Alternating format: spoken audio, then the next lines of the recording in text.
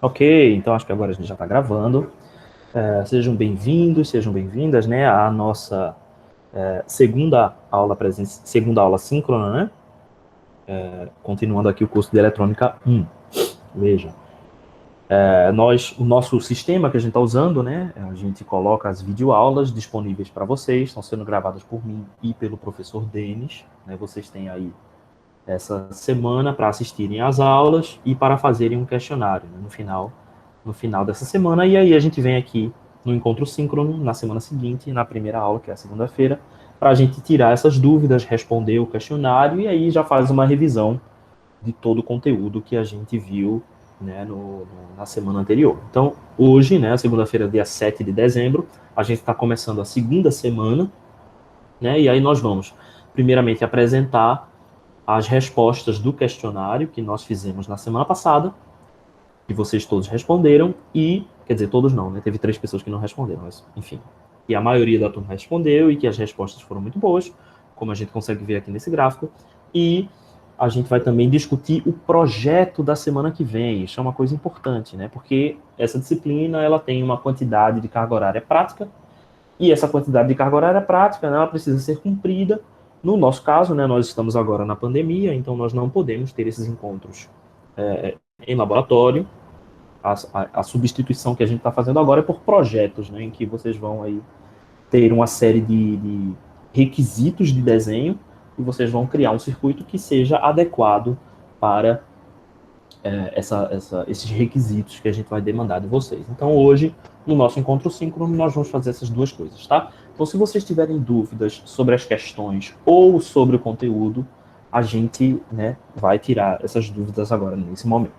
Então, primeiro, vamos dar uma olhada no gráfico dos resultados, né? Esse gráfico que vocês estão vendo aqui, né, na frente de vocês. Então, os resultados foram muito bons, né? O que indica que o questionário ali estava dentro do esperado, né? O questionário não é para ser difícil, ele é para ser uma confirmação daquilo que a gente estudou, né, ao longo dos vídeos. Então, eu acho que a resposta foi muito boa, né? A absoluta maioria das pessoas teve aqui um resultado que está acima da média, né? Se a gente considerar a média como 7 pontos, todo mundo ficou aqui acima da média, né? Exceto uma pequena parcela, né? E a média também ficou muito alta, o que é bom, que indica que vocês têm respondido de maneira adequada ao questionário. Então, fico muito satisfeito por isso. Certo? Então, vamos lá. Vamos agora responder ao questionário e vamos tirar quaisquer dúvidas que possam, né, que a gente possa encontrar. Então, a primeira questão era a seguinte: considere um amplificador cujo ganho de tensão é 10 decibéis. Então, vamos lá. A gente tem o ganho de tensão em decibéis de 10 dB. E o ganho de corrente AI em decibéis também em 3 dB. Qual é o seu ganho de potência? Veja que o ganho de potência aqui, ó, ele está sendo expresso em decibéis também. Então a gente tem duas formas de fazer. A gente pode ou converter tudo de decibéis para volts por volt e de decibéis para ampere por ampere e multiplicar os dois e encontrar o ganho de potência e depois converter novamente. Ou a gente pode fazer uma pequena manipulação matemática aqui para a gente encontrar qual que é esse valor. Então vamos fazer primeiro dessa forma, desconvertendo, né? A gente sabe que o ganho de tensão em decibéis é igual a 20 no log do módulo do ganho de tensão, né? Então, se a gente quer obter esse ganho de tensão aqui, o que a gente precisa fazer é inverter essa equação. Então, meu ganho de tensão será igual a 10 elevado ao meu ganho de tensão em decibéis dividido por 20. Então, se a gente fizer aqui, substituir 10 aqui, né? Substituir 10, então vai ser 10 elevado a 10 sobre 20. E esse cara daqui dá 3,16. 3,16 volts por volt. Lembre-se que quando a gente faz essa operação, a gente está obtendo aqui, ó, um módulo do ganho de tensão, né? Mas isso não tem problema, porque aqui no caso, se ele for negativo, se o ganho for menos 3,16 volts por volt, o que está acontecendo é só uma diferença de fase de 180 graus entre entrada e saída, mas o módulo dessa onda ele está sendo amplificado por uma mesma quantidade. Se a gente fizer a mesma coisa aqui com o ganho de corrente, ele será 10 vezes o ganho de corrente em decibéis sobre 20. Então, esse cara daqui é 10, o ganho em decibéis na corrente é 3, né? Então, 3 sobre 20. E esse cara daqui dá 1,41 ampere por ampere. Opa, ampere por ampere. Beleza, e o ganho de potência, como a gente sabe, ele é o produto entre o ganho de tensão e o ganho de corrente. Então, quando a gente faz o produto dessas duas quantidades aqui, o resultado que nós temos é 4,46 watts por watt.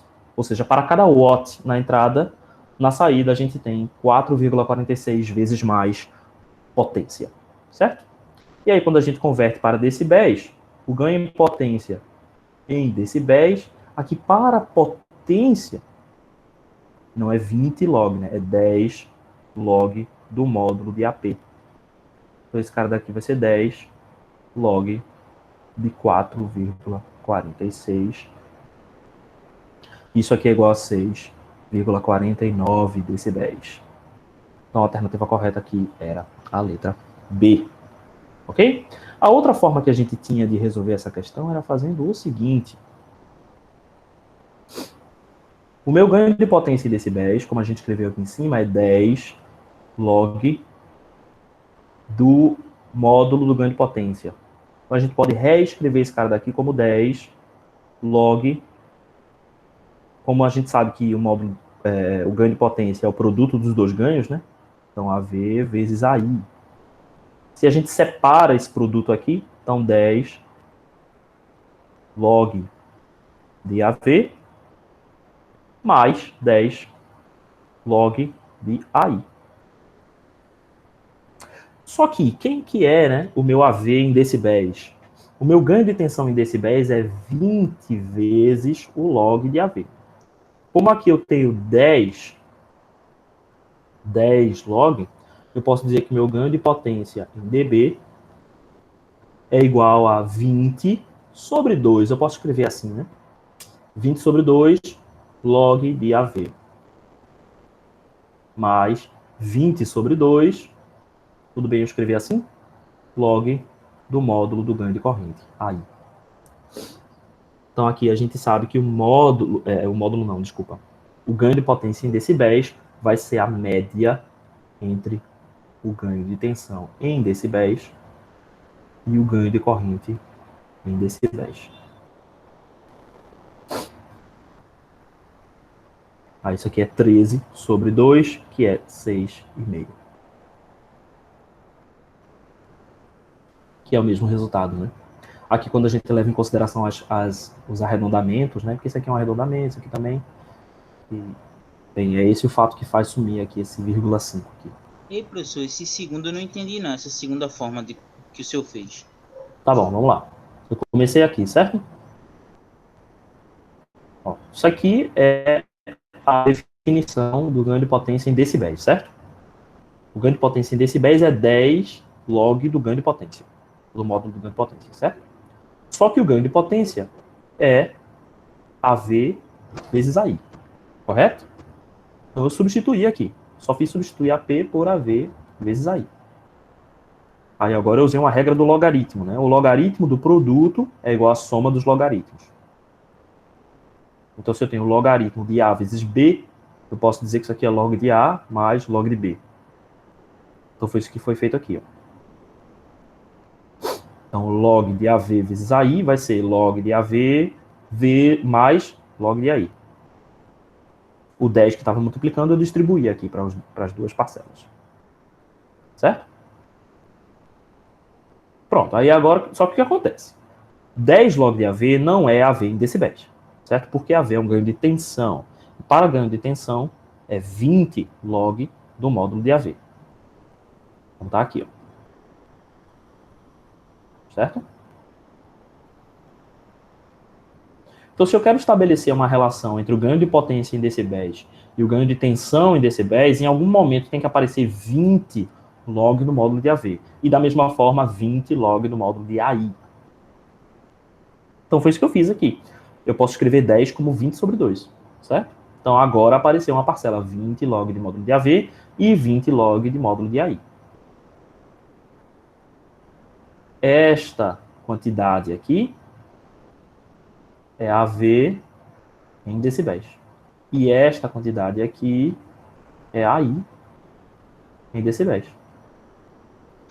Ah, entendi. Show. Certo? E aí ficou 1/2. Não, que é isso? Pode perguntar, minha gente. Tem isso não, desculpa não. Tem que perguntar mesmo. Você tem que me pedir desculpa se passar direto e você não souber. Aí você tem que me pedir desculpa. Agora me interromper para fazer uma pergunta, isso não é problema não, tá? Para todos isso, tá? Todos e todas. Então é a média dos ganhos. Aí é curioso, né? Porque o ganho de potência, se você for calcular em decibéis, é simplesmente a média do ganho de tensão e do ganho de corrente. É interessante isso, eu acho. Certo? E da mesma forma, para você ter um ganho de potência de 3 dB, você precisa que o ganho de tensão e o ganho de corrente sejam ambos 3 decibéis. E aí a média vai ser 3 dB, por exemplo, né? Uma outra conclusão que a gente pode chegar aqui. Certo? Tranquilos? Primeiro quesito.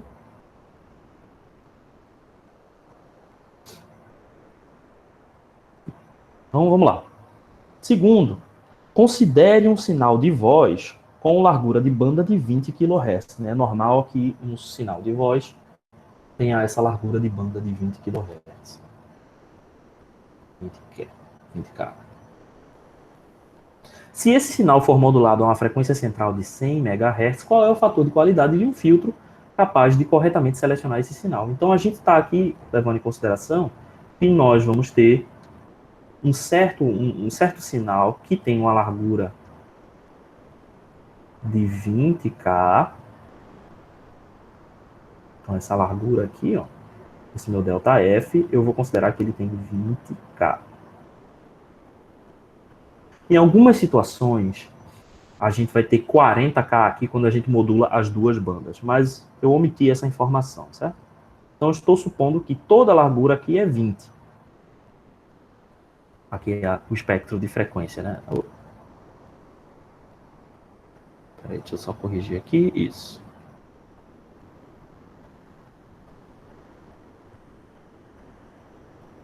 Aqui seria o módulo do meu ganho do filtro, né? E aqui é a frequência. Beleza. Então eu tenho essa largura de 20K. E essa frequência central aqui é a que vai mudar. A gente vai considerar um sinal modulado em 100 MHz. E esse mesmo sinal modulado em 2 GHz. Então o fator de qualidade aqui em 100 MHz, vou colocar aqui o fator Q100, por exemplo. Fator de qualidade em 100 MHz. Será quem? Será a minha frequência central dividido pela minha largura de banda. Então, aqui nesse caso, ele vai ser igual a 100 vezes 10 à sexta, dividido por 20 vezes 10 ao cubo. 100 MHz, 20 kHz. Então, esse fator de qualidade aqui é 5, 10 ao cubo. Já o fator de qualidade lá em 2 GB vai ser 2, 10 à nona, dividido pelos mesmos 20, 10 ao cubo. Então, isso resulta num fator de qualidade de 10 à quinta. Significa o quê? O filtro ele é relativamente muito mais estreito quando você opera numa frequência maior. Certo? Por isso que a gente fala que a gente consegue enviar mais informação em frequências mais altas. Por quê? Porque relativamente o mesmo espectro de frequência é mais estreito quando comparado a uma frequência mais alta. Então a alternativa correta aqui é a alternativa C. 5 10 ao cubo e 10 à quinta. Ficou claro? Essa questão também era simples, né? Alguma dúvida, alguma pergunta?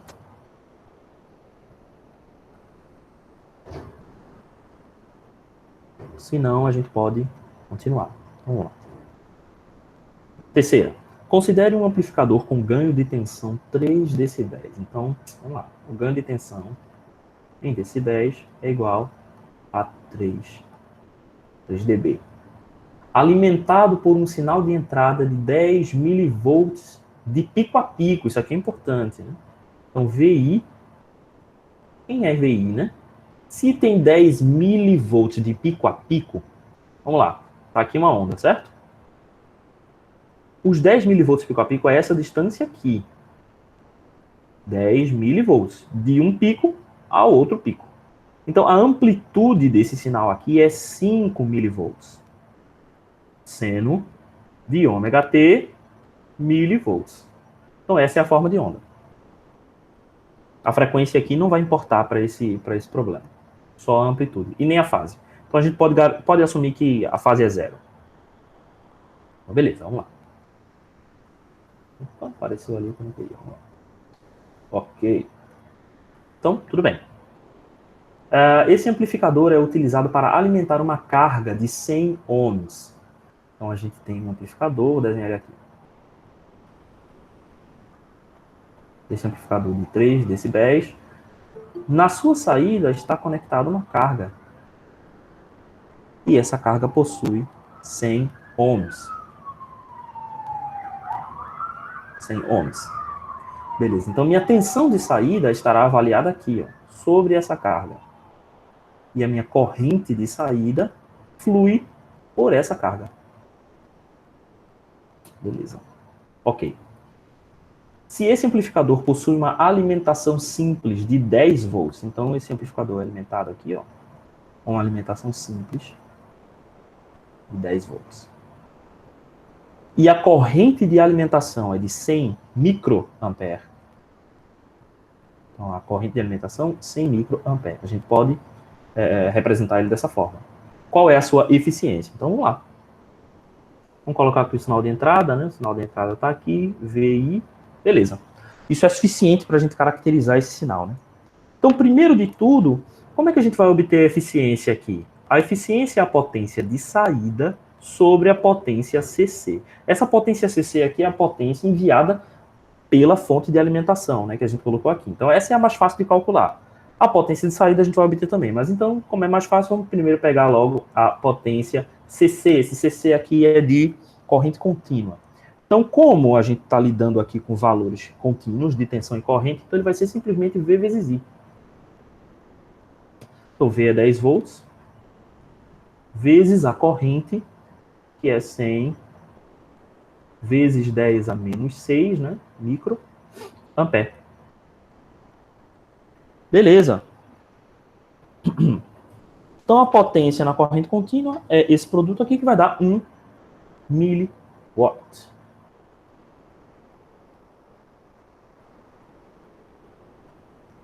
Beleza, né? Porque ele vai dar um 10 a menos 6 aqui, né? Vai ter 10 ao cubo, 10 a menos 6, então vai dar 10 a menos 3, no resultado que vai dar 1 miliwatt. Então, beleza. Agora falta a gente encontrar quem é a potência de saída. Veja, nós não temos aqui informação nenhuma, né, de corrente de tensão na saída.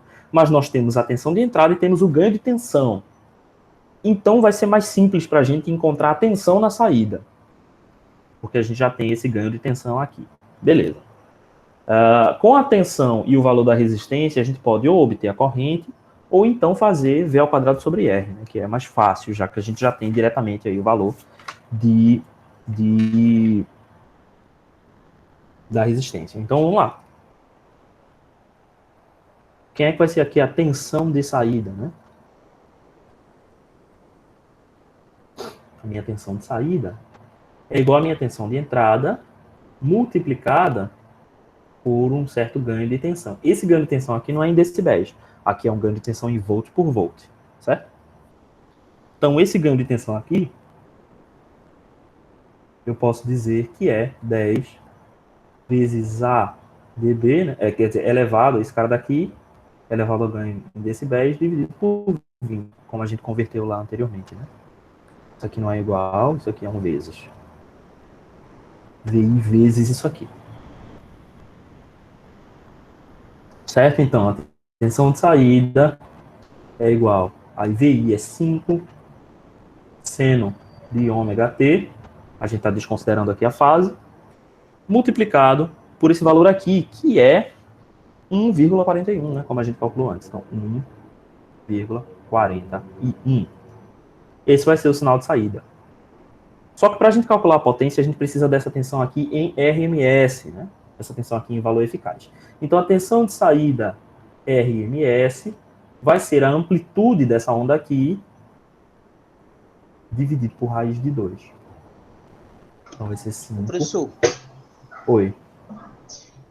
como é que você sabe que os valores estão tudo em CC já e por que eu tenho que tem que ser em RMS? É uma dúvida que eu tenho que acho melhor tirar logo. Tá, tranquilo.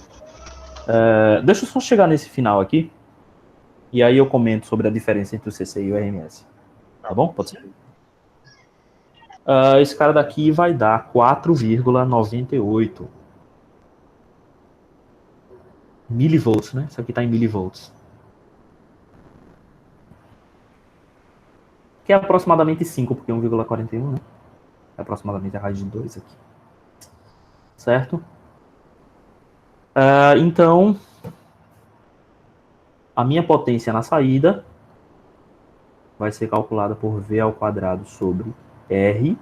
Então, esse cara daqui vai ser a tensão de saída RMS ao quadrado sobre R. Então, esse cara daqui é 5 ao quadrado. Estou aproximando isso aqui a aproximadamente 5, né? Milivolts. Então, 5, 10 a menos 3 ao quadrado sobre 100, que é a minha impedância de carga, a minha resistência ali na carga. Então, a minha potência, eu estou calculando a partir daqui, certo? A minha potência de saída será igual, eu já calculei aqui anteriormente, a 0,248 microwatts. E ela é muito pequena mesmo, né? Porque eu estou tratando aqui de um sinal aqui de milivolts na saída. Então, mesmo com um ganho bacana, a potência aí na saída ainda é muito pequena. Então, a minha eficiência vai ser a potência de saída sobre a potência entregue pela fonte.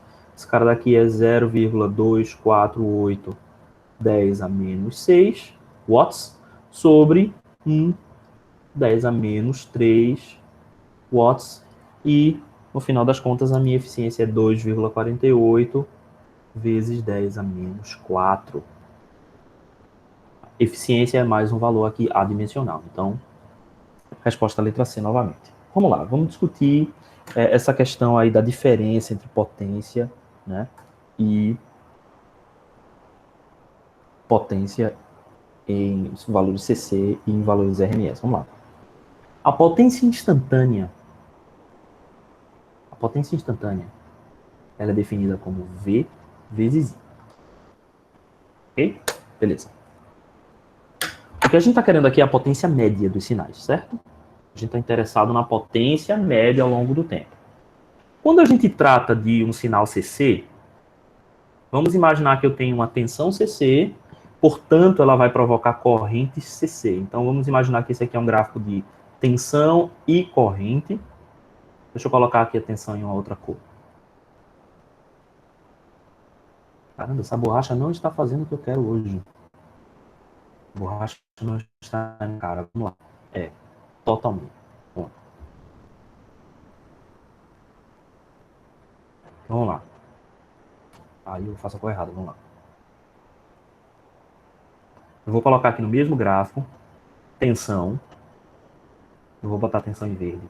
E vou botar a corrente em vermelho. Se o meu circuito não muda com o tempo, ou seja, eu estou usando um circuito que é linear e invariante no tempo. Na verdade, nesse caso, ele nem precisa ser linear. Ele só precisa ser invariante no tempo. Se o meu circuito não muda com o tempo. Então, isso significa que uma corrente CC só será capaz de provocar uma tensão CC. E vice-versa. Então, se eu alimento o meu circuito com uma corrente CC, ele vai gerar tensão em CC. E se eu alimento com a tensão CC, ele vai gerar corrente CC. Certo? Então, obviamente, a minha potência média, ela será igual à potência instantânea. É a potência média. Certo? É igual à potência instantânea, V vezes I. Agora imagine que eu tenho um sinal alternado. Era isso que eu queria fazer. Imagine agora que eu tenho um sinal alternado. Então, Eu tenho vamos dizer que eu estou alimentando com uma certa tensão aqui, senoide centrada em 0. Se o meu circuito é linear e variante no tempo, a corrente que vai ser provocada por essa tensão aqui, ela vai ser proporcional à tensão, multiplicado por um certo ganho. Em eletrônica, a gente chama esse ganho de transresistência. Mas, por enquanto, ele vai ser um certo ganho que multiplica tensão em corrente. Na verdade, transresistência não, transcondutância aqui, né? Porque ele está transformando tensão em corrente, então é uma condutância. É um ganho de transcondutância. Então, eu tenho uma tensão de T, V de T, e uma corrente I de T, que variam com o tempo. Isso significa que eu tenho uma potência instantânea que varia com o tempo. Como é que eu calculo agora a potência total aqui desse elemento? A potência média vai, obviamente, ser proporcional a esse produto médio aqui, né? Vamos supor que ele é periódico. Então, a potência que foi gasta em um ciclo desse aqui vai ser mais ou menos a potência gasta em todo o ciclo. Então, eu posso dizer que a minha potência média, ela não vai mais ser igual à potência instantânea. Ela vai ser igual a média temporal, então 1 sobre t da integral em um período, t até t mais t. T aqui é a variável do tempo e t maiúsculo é o período, certo? Então eu estou fazendo aqui uma média temporal, concorda? Da potência instantânea ao longo do tempo.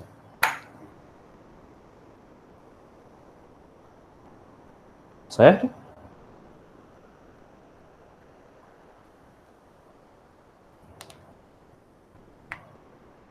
Espero que sim. Então, professor, a minha dúvida é quando é que o senhor sabe que nesse exemplo, no caso, estava tudo em Não, calma. CC. A Ah, gente... tá Não, ok. então, eu falei, CC... Não, não Isso. entendi, eu não entendi. A dúvida que você teve foi como é que eu sei que a alimentação é CC? Então, o senhor disse que estava tudo em CC, aí a mesma coisa para RMS, tem que transformar para RMS. Por quê? Eu fiz, bateu, só que eu não sei o porquê que eu tenho que passar para RMS também. Não é isso que eu estou falando aqui? Veja, eu acabei de dar um exemplo para CC, certo? A gente, no cálculo da potência média, para CC, a potência média é igual à potência instantânea. Então é só V vezes I. Tudo bem até aí? Tudo. Pronto. Foi isso que a gente fez na hora de calcular essa potência aqui. Aqui, ó. Certo? Agora, por que eu sei que essas alimentações são CC? Porque as alimentações de um circuito integrado são tensões constantes, CC. Certo? Então, sempre que a gente usa um CI, por exemplo, um amplificador operacional, um CI lá de lógica digital, ou um circuito, um chipzinho do seu celular, todos eles são alimentados por tensões CC, certo? Eles são circuitos de corrente contínua, tá? Então, ele é diferente de um motor, por exemplo, que pode receber a tensão alternada. Então, uma geladeira, um micro-ondas, um liquidificador, esse tipo de coisa vai receber tensões CC também para as partes de controle mais alternadas. Mas uma coisa importante em eletrônica em eletrônica a gente precisa fazer um processo que chama polarização. E esse processo exige uma corrente constante, uma corrente contínua. É por essa razão que todos os equipamentos eletrônicos, todos eles, são alimentados por tensões CC. Salvo, eu só vou fazer uma ressalva aqui, porque pode ser que exista algum que eu não conheço, que tenha alimentação alternada. Mas na maioria dos casos, a alimentação de todos os circuitos eletrônicos, ela é CC. Por isso que a gente faz as fontes para poder fazer a conversão. É uma pena que geração e transmissão sejam tão eficientes para correntes alternadas. É por isso que a gente gera e transmite em correntes alternadas, mas quando a gente chega no final, no usuário final, que somos nós, a gente tem que converter essa tensão aí de alternada para CC. Por isso que conversão de energia é uma coisa tão importante que a gente tem uma disciplina só para isso. Porque a grande maioria dos equipamentos utiliza tensões CC, porque são equipamentos eletrônicos. Mas a tensão é transmitida alternada, certo? Então, assim, a alimentação, ela é CC porque a gente precisa fazer a polarização desses componentes. Polarização é algo que a gente vai ver lá no capítulo 5. É o último assunto da gente antes da prova, tá? Ela já cai na primeira prova. E a gente vai ver hoje por que quer dizer, durante a disciplina, por que essa polarização é tão importante e por que ela tem que acontecer em CC, certo? Então, essa fonte de alimentação aqui, ela serve para fazer a polarização do circuito interno e para fornecer também a potência que vai gerar o sinal de saída. Tá? Agora, o sinal é um sinal de caráter alternado, né? 5 seno de ômega t. E aí ele tem esse problema que é o que a gente estava discutindo aqui. Ele precisa ser uma integral da média da potência instantânea. A gente pode reescrever essa potência instantânea aqui, ó, como V de t, a tensão instantânea, vezes a corrente instantânea. Isso vai dar a potência. Se a sua tensão é senoidal, essa integral aqui, que faltou 1 sobre t, de t até t mais t maiúsculo. Se o seu sinal é senoidal... Eita. Estraguei mais ainda, não foi? Isso aqui é 1 sobre t, integral de t a tzinho mais t maiúsculo, da tensão v de t e de t dt. E se I de t eu posso substituir, né?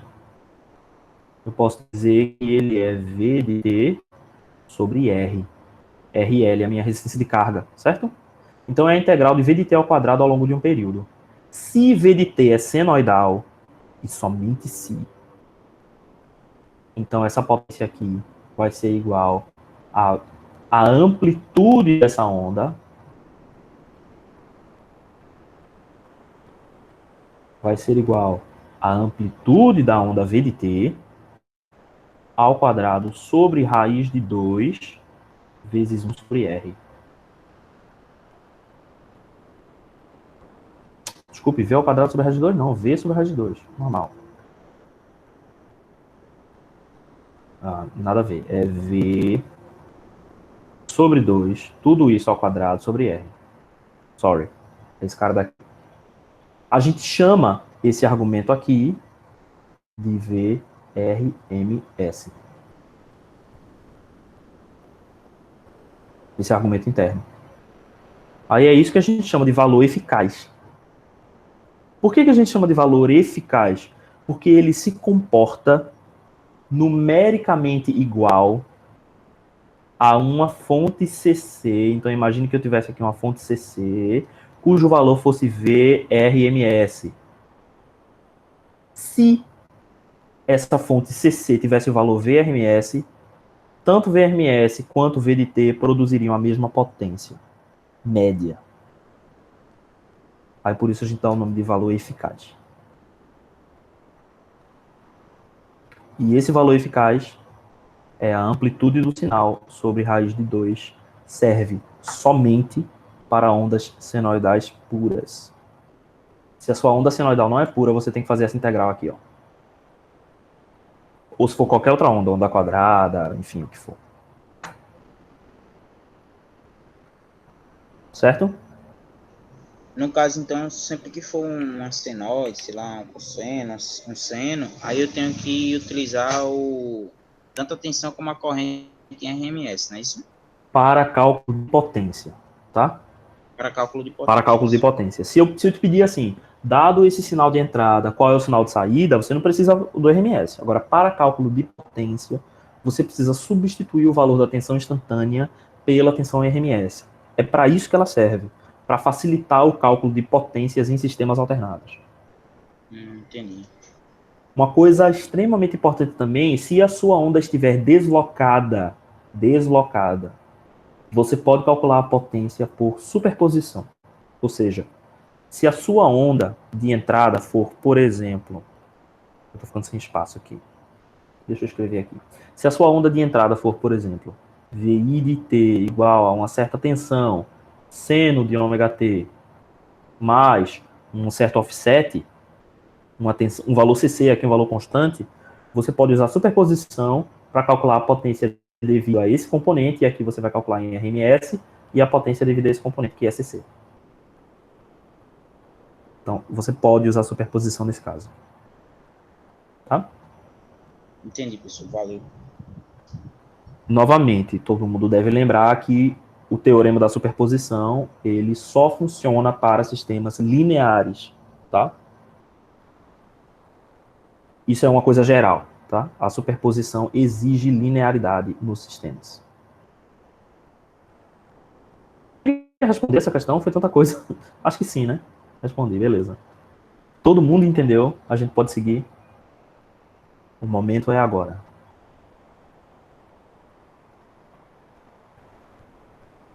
Ok, vamos seguir. Sobre as definições de ruído, interferência e distorção, assinale a alternativa errada. Beleza. Vamos lá. Um ruído é um sinal proveniente de fenômenos estatísticos presentes em elementos resistivos ou semicondutores, como a agitação de partículas devido à energia térmica. Correto. Isso a gente, inclusive, chama de ruído térmico. Existe o ruído térmico, existe o ruído de disparo. Todos eles são criados por fenômenos estatísticos, né? Então a gente pode descobrir qual é, por exemplo, a potência média do ruído, a gente pode descobrir qual é o espectro de frequência de um ruído, mas a gente não sabe qual é, o valor instantâneo de um ruído, a gente não consegue prever, né? São estatísticos, são aleatórios. Então a primeira alternativa está correta. Letra B, um sinal interferente. Então aqui a gente está falando de interferência, né? Na primeira a gente falou de ruído, aqui a gente está falando de interferência. É aquele que surge devido à indução de corrente elétrica causada por um campo eletromagnético proveniente de uma fonte externa. Correto, né? É isso que a gente chama de indução, né? A indução é quando o campo eletromagnético gera uma corrente em alguma outra estrutura, que pode ser uma estrutura condutora, como, por exemplo, as trilhas de metal numa placa de circuito impresso, né? Ele é um sinal indesejado e ele ocorre por conta dessa indução. Mas se existe um campo eletromagnético, né, ele vai ter que ser proveniente de alguma fonte externa, né? Essa fonte externa pode, inclusive, ser uma fonte natural. Uma coisa que eu acho muito interessante é que a radiação cósmica de fundo, não sei se vocês já ouviram falar disso, né? Mas eu acho que sim. Mas a radiação cósmica de fundo é uma radiação no espectro de micro-ondas que foi detectado por conta de uma interferência. Ela é uma radiação que aponta para os primórdios da existência do universo. E através da leitura dessa radiação, né, a ciência conseguiu descobrir mais algumas coisas sobre como que o universo funcionou na sua origem. O mais legal dessa história é que isso não foi um resultado esperado, ele foi uma interferência que estava sendo detectada, né, por esses cientistas tentando medir outras coisas. Então, tá aí um exemplo de uma interferência, e todos os dias a gente vive isso, né, em sinais que interferem uns nos outros. Beleza. Distorções em um sinal, letra C, ocorrem por conta da não linearidade de circuitos. Exatamente. A distorção é precisamente isso. Quando um circuito ele não é perfeitamente linear, vão acontecer componentes na saída de frequências que não estavam presentes na entrada. Isso a gente chama de distorção. Letra D. Distorções e ruídos são fenômenos aleatórios. Aqui e agora já é uma coisa diferente, né? Já é uma coisa meio errada. Porque o ruído, sim, o ruído é aleatório. Mas a distorção não. A distorção ela depende da não linearidade do circuito, né? Então, se você conhece a função de transferência do circuito e sabe seus limites, sabe a sua resposta, você pode calcular a distorção de maneira determinística. Então, não é aleatório. Então, a letra D aqui é a errada. Vamos dar uma olhada na última só para a gente conferir, né? Então, interferências e ruídos são independentes das características do sinal de entrada. Note que tem essa importância aqui, né? As interferências, elas não dependem do sinal de entrada, por quê? Porque elas dependem de uma fonte externa. Então, a interferência ela deve ser percebida mesmo quando você não tem entrada nenhuma no sistema. Então, se o seu sistema não possui entrada alguma, a interferência ainda vai continuar existindo. É isso que muitos de vocês veem no osciloscópio quando vocês apertam o botãozinho Alt 7.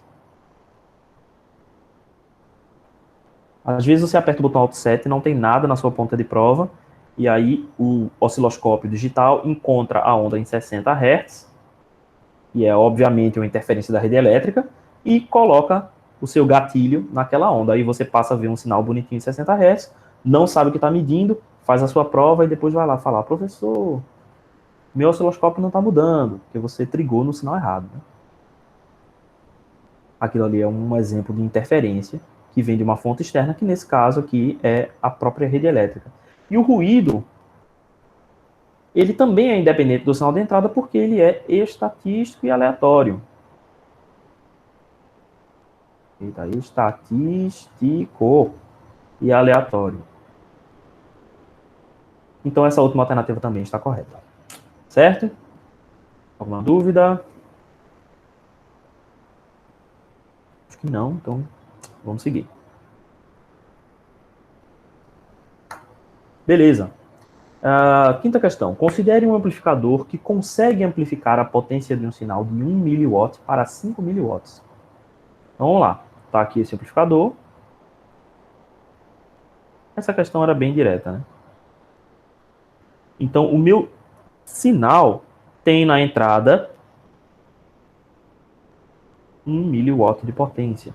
Aqui já é a potência média. E na saída, SO, de 5 mW. Então, o ganho de potência dele aqui é 5. Foi verificado na saída uma potência de ruído. Então, a potência de ruído, N de noise, aqui na saída, foi igual a 2 microwatts. Opa. Isso. Na saída foi verificado 2 microwatts. E na entrada, essa potência de ruído na entrada era de apenas 1 microwatt. Note que aqui tem uma coisa interessante, né? O ganho de potência do sinal foi de 5 watts por watts. Mas o meu ganho de potência do ruído foi de apenas 2 watts por watt. Isso significa que esse é um amplificador que reduz o ruído. A gente pode fazer isso através de filtragem, por exemplo, e nós vamos ver isso lá em Eletrônica 3, para os alunos de Eletrônica e para os alunos de Elétrica, se quiserem cursar uma eletiva bem legal. Então, esse sinal aqui, ó, ele é um amplificador que reduz o ruído, ou seja, ele aumenta a relação sinal-ruído. Então, a gente sabe que a figura de ruído, a gente quer calcular a figura de ruído, né? Qual a figura de ruído desse amplificador? Então, a figura de ruído é dada por 10 log do módulo da relação sinal-ruído da entrada dividido pela relação sinal-ruído na saída. Ele é o contrário do ganho. A entrada fica no numerador e a saída fica no denominador.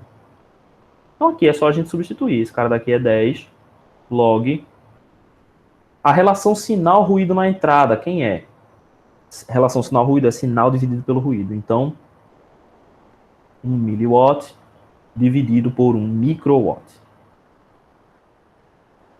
Tudo isso dividido pela relação sinal-ruído na saída. Então, 5 miliwatts dividido por 2 microwatts. E é que você vai fazer todos os cancelamentos. O cara daqui vai dar 10 log de 2 sobre 5. É que você inverte isso aqui e cancela todo o resto. Então, esse cara daqui dá menos 3,98 decibéis.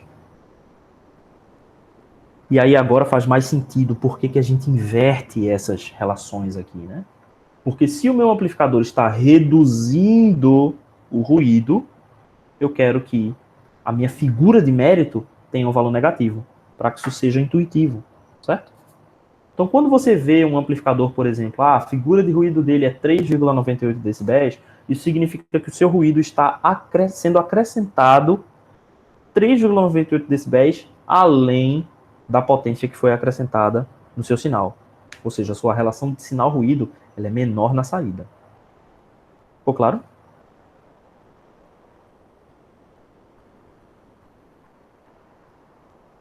Ficou sim, professor. Massa, beleza. Pronto, e aí vem mais uma questão, né? Essa aqui é para as 3 questões seguintes, para as questões 6, 7 e 8. Então, para as 3 questões a seguir, considere a situação descrita abaixo. Seja um amplificador de resistência de entrada igual a 10K. Então, vamos desenhar aqui aquele amplificador no modelo que a gente tem.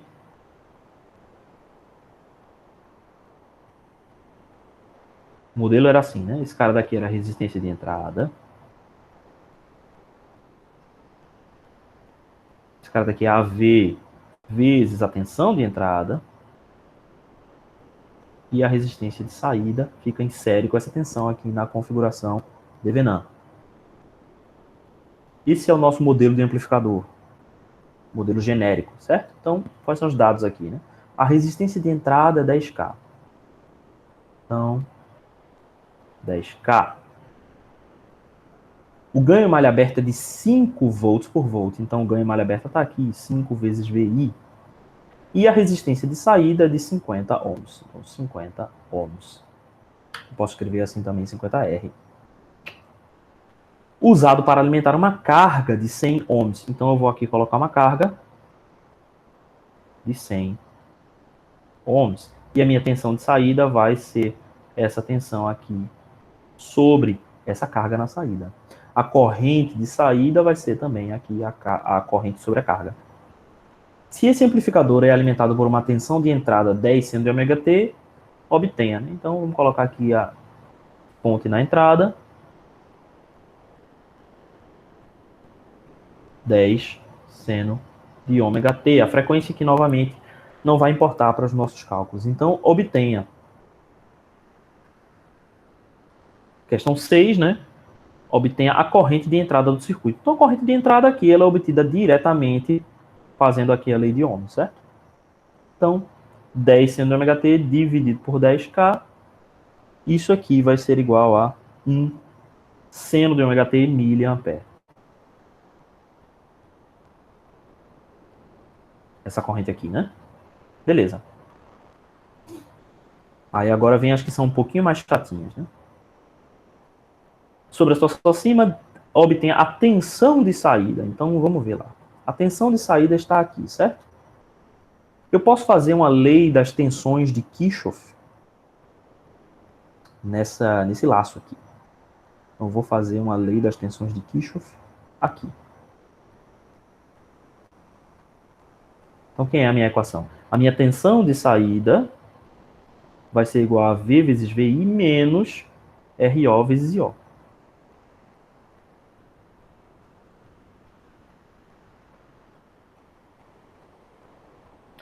Eu não vou fazer isso, não.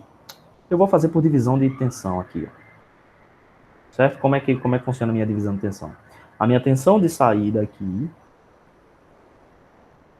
vai ser a divisão de tensão entre esses dois resistores, certo? Então, eu vou colocar aqui o produto dos resistores. Então, como eu estou vendo essa tensão de saída sobre o resistor de 100, então 100 sobre 100 mais 50.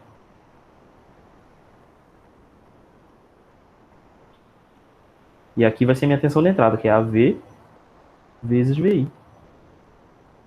Simples, né? É mais simples do que fazer essa LCK aí. Então, a minha tensão de saída no tempo é AV vezes aquele divisor de tensão lá, né? Então, é RL sobre RO mais RL vezes a tensão de entrada no tempo. Quando a gente substitui todo mundo, esse cara daqui dá 33 seno de ômega t volts. 33,3. Isso aqui é uma dízima periódica, né? Seno de ômega t volts. Então é a letra D aqui. Questão 8. Sobre essa situação descrita acima, obtém a corrente de saída. Então, a corrente de saída no tempo é simplesmente igual à tensão de saída dividido pela resistência de carga. Aplicando a lei de Ohm aqui na saída, né? Aplicando a lei de Ohm sobre esse resistor de 100 ohms. Então, é tranquilo, é só dividir essa tensão por 100, é só dividir a tensão por 100, e esse cara daqui vai dar 333, né, uma dízima, seno de ômega t miliampere. Letra E. Alguma dúvida nesses 3 quesitos?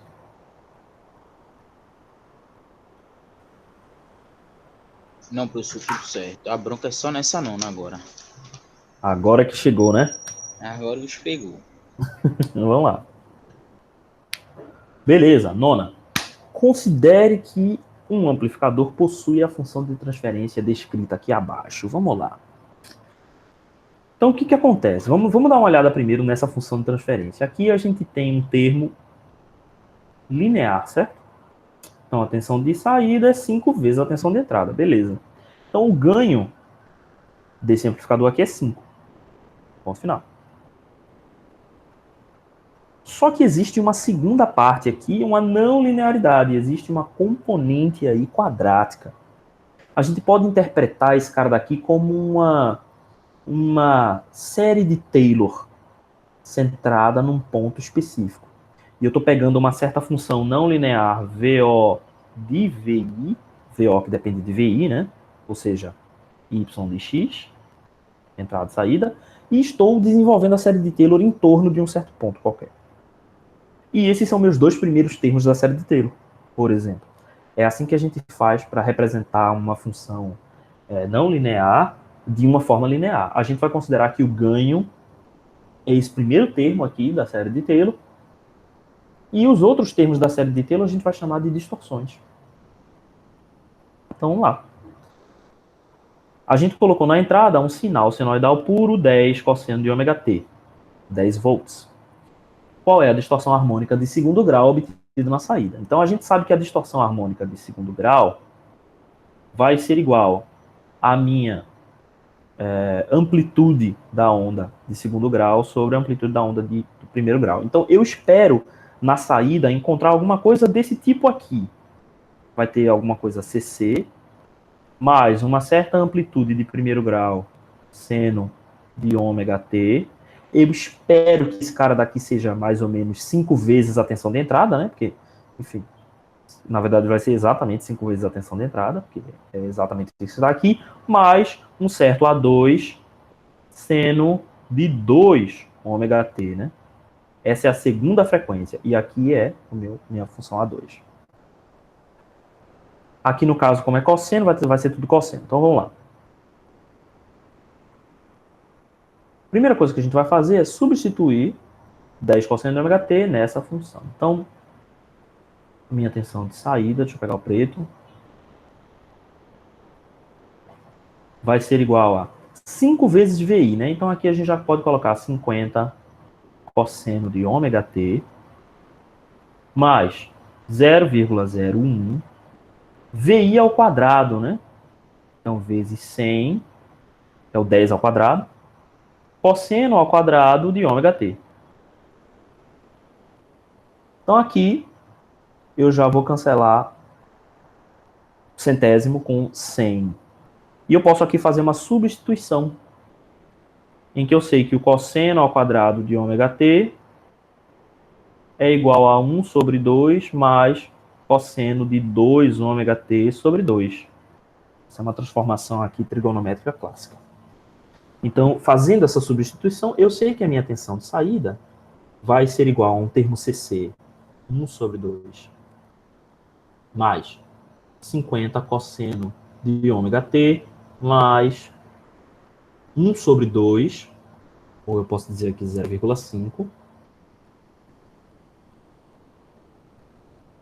cosseno de 2 ômega t.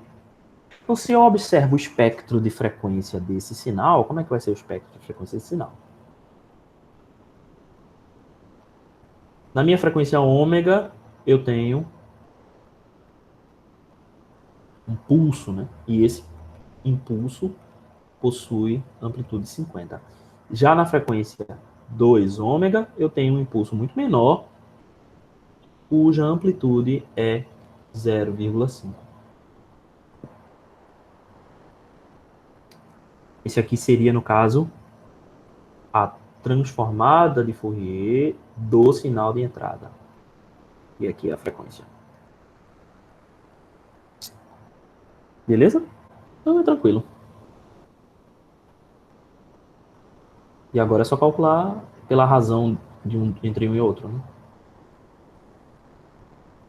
Se você tiver cosseno e seno, aí vai ser a média geométrica, tá? Então, se você tiver, por exemplo, aqui 0,5 cosseno mais 0,3 seno, aí vai ser a média geométrica entre 0,5 e 0,3.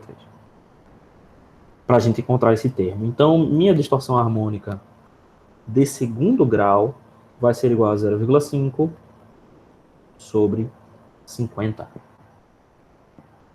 E esse cara daqui é 1%. Letra E. Beleza, ficou claro? Professor, isso no caso é uma propriedade, né? Do cosseno, o que o senhor usou em cima. Essa, sim, é a propriedade do cosseno. E 1/2 mais cosseno de 2WT sobre 2. Ah, Isso sim, aqui? sim. Sim, é a propriedade do cosseno. E não é aproximado, não, é exato. No caso, se o sinal de entrada fosse um seno, a gente transformaria para o cosseno e faria a mesma coisa? Seria assim? Sim, você iria usar a transformação seno ao quadrado de ômega t, 1 sobre 2 menos 1 sobre 2 cosseno de ômega t. Ah, compreendo. E aí dá no mesmo. Obrigado. Essa distorção harmônica aqui, ela é módulo, né? Tá ok? Tá certo. Entendi. Obrigado, professor. Bem, é isso. Tem mais alguma dúvida nessa questão? Eu já passo para a próxima. Hoje foi tranquilo demais, professor. Beleza. Ok.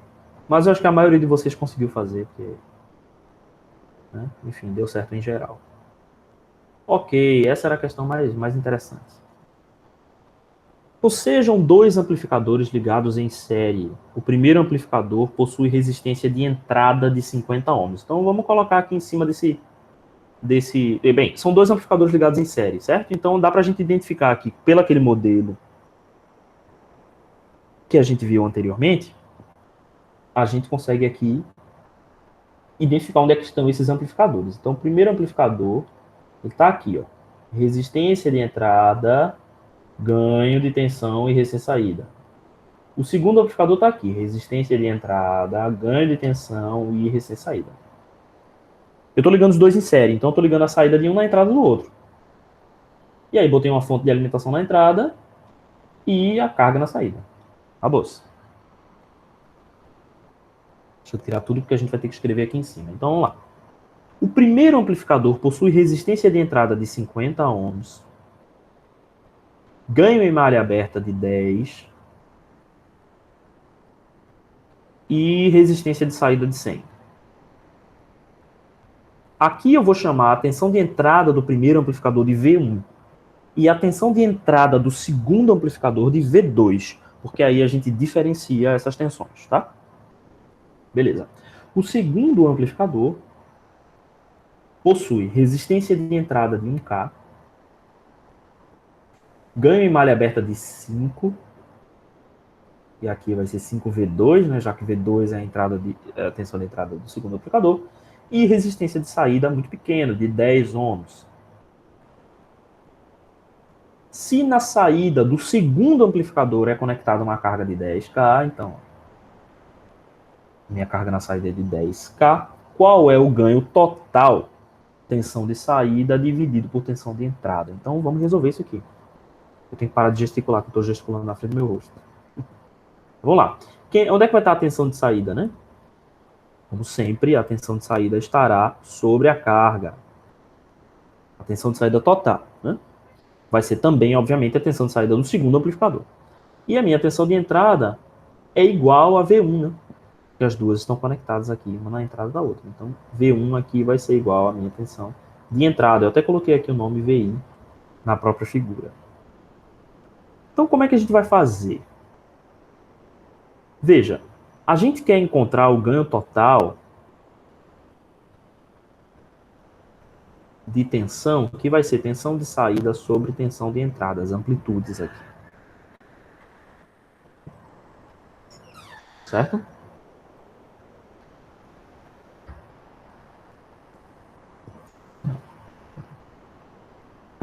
Só um momentinho aqui, pessoal.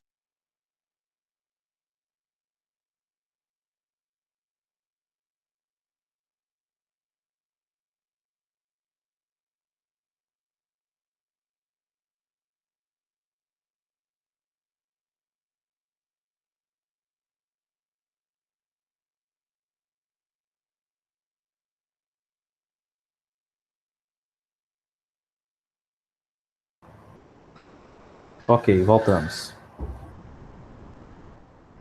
Deixa eu abrir aqui. Ok, beleza. O ganho de tensão total vai ser dado por tensão de saída sobre tensão de entrada. Vocês estão me escutando, né? Sim. Beleza. Então a gente pode fazer isso aqui por partes, certo? Por quê?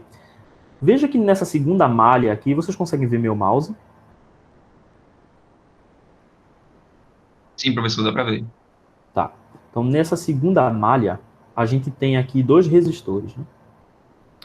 E as tensões aqui que estão envolvidas nessa malha são V2 e VO.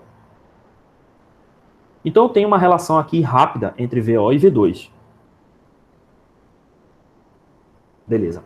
Dessa malha aqui central, eu tenho uma relação direta aqui entre V2 e V1. Eu sei que V1 é igual a VI, né? E dessa primeira malha aqui, eu sei que V1 é igual a VI. Então veja só, quais são as relações que eu consigo estabelecer aqui? Eu consigo estabelecer uma relação entre VO e V2. Eu consigo estabelecer uma relação entre V2 e V1 através dessa malha central. E eu consigo estabelecer uma relação entre V1 e VI através dessa primeira malha. Então eu vou expandir aqui, ó, esta fração da seguinte forma. Eu vou dizer que isso aqui é igual a VO sobre V2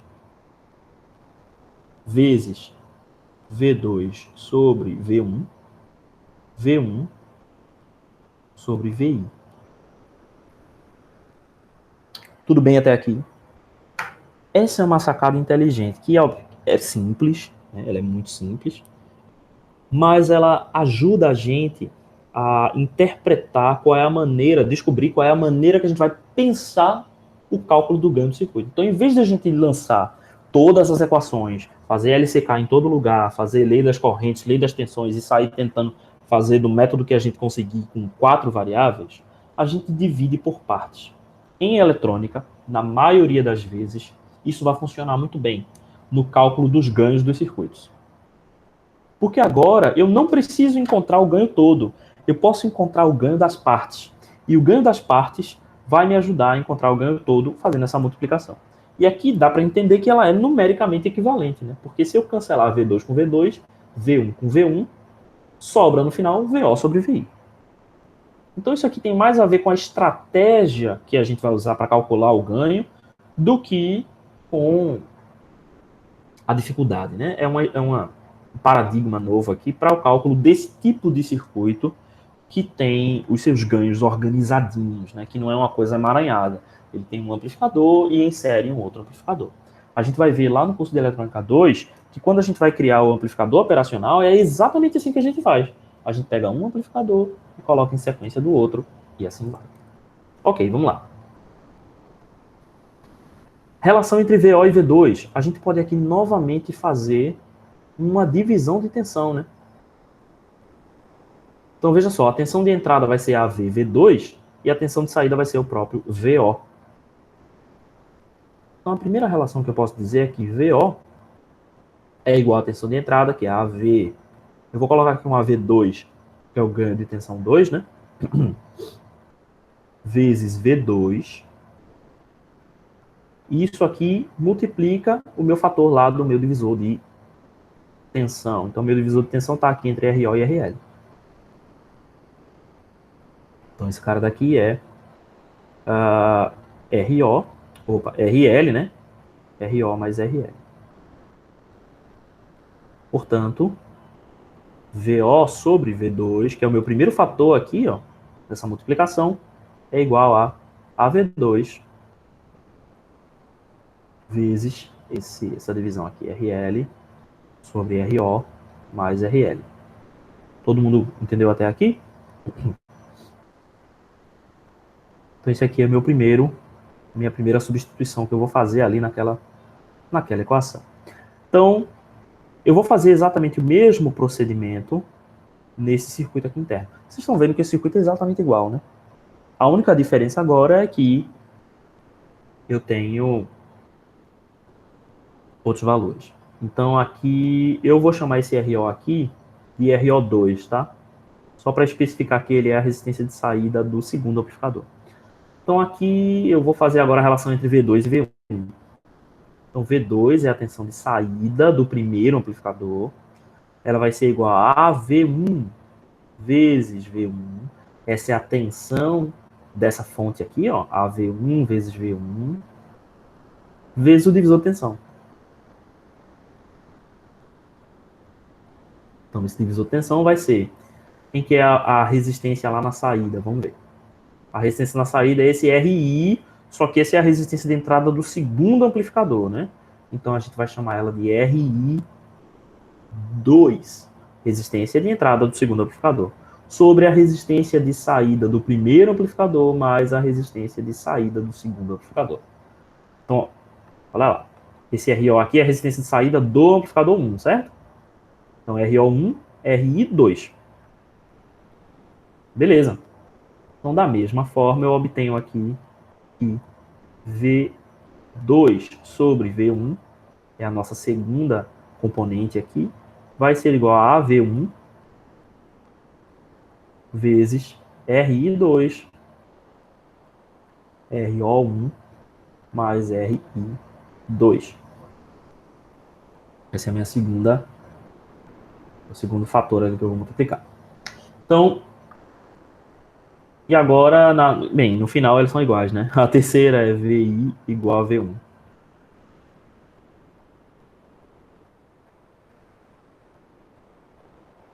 Tranquilo, né? Então, quem é que vai ser o meu ganho de tensão total? O meu AV, meu ganho de tensão total, é igual a VO sobre V2. Então, AV... Rapaz, eu vou já juntar todo mundo. Isso é a multiplicação disso aqui todo mundo, né? Então, AV1 vezes AV2, ou seja, é o produto dos ganhos, isso faz sentido. Mas não só o produto dos ganhos, existe aqui uma perda de tensão que acontece nesses divisores de tensão. Então, RL sobre RO2 mais RL vezes RI2 RO1 mais RI2. Esse efeito aqui, ó, notem que essa fração aqui é sempre menor do que 1. Vocês concordam com isso, né? Por que ela é sempre menor do que 1? Porque todas as resistências são positivas, né? A resistência é uma grandeza que é sempre positiva, uma resistência real. Então, nesses casos aqui, essas frações são sempre menores que 1. O que significa que esse ganho é sempre igual ou menor do que o produto dos ganhos dos elementos individuais. Como é que a gente faz para maximizar o ganho total? A gente precisa fazer com que RO2, a resistência de saída, seja muito menor do que a resistência de carga. E nessa segunda fração, a resistência de saída tem que ser muito menor do que a resistência de entrada do bloco seguinte. Ou seja, quando eu faço uma conexão entre dois blocos, quaisquer que sejam esses dois blocos, mas aqui no caso são amplificadores. Então eu tenho um circuito 1 e um circuito 2. E eu estou fazendo a ligação de um para o outro. Esse aqui vai ter um modelo em parâmetros híbridos. Ele vai ter um modelo quadripolo. E o circuito 2 também vai ter um modelo em quadripolo. Como é que eu faço para maximizar o ganho de tensão? Eu tenho que fazer com que a minha resistência de saída do circuito 1 seja muito menor do que a resistência de entrada do circuito 2. Em geral. Pergunta. Isso maximiza o ganho de potência? Sim ou não?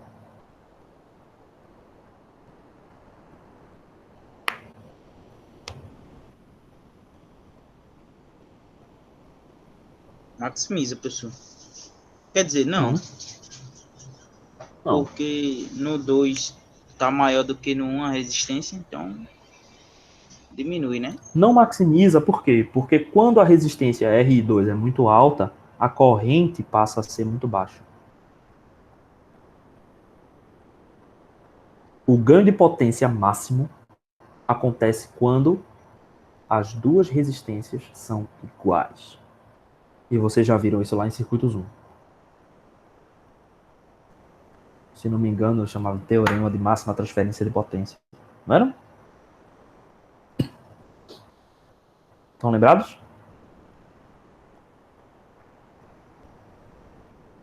Não. Ok. Nem lembram, nem não lembram. A máxima transferência de potência acontece quando eu tenho casamento de impedância, resistência de saída igual a resistência de entrada. A máxima transferência de tensão acontece quando a resistência de saída é muito menor do que a resistência de entrada do bloco seguinte. E a máxima transferência de corrente é quando a minha resistência de saída é muito maior.